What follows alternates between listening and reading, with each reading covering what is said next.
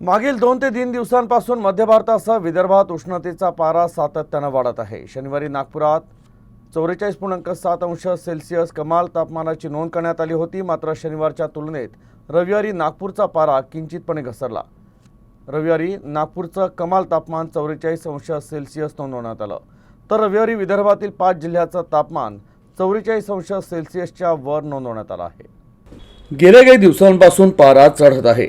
संपूर्ण विदर्भच उन्हानं होरपळून निघत आहे। हवामान विभागानं विदर्भासाठी 19 आणि 20 एप्रिल हा उष्णतेच्या लाटेचा इशारा दिला होता। त्यानुसार विदर्भात तापमान चांगलंच वाढलंय। उष्णतेची लाट शनिवारप्रमाणे रविवारीही कायम होती।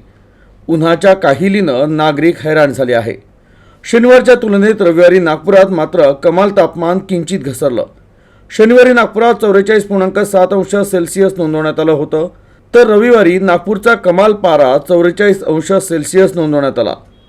चंद्रपूर 44.6 अंश सेल्सिअस, अकोल्यात 44.3 अंश सेल्सिअस, अमरावतीत 44.3 अंश सेल्सिअस, तर वर्धा इथं 44 अंश सेल्सिअस कमाल तापमान नोंदवण्यात आलं।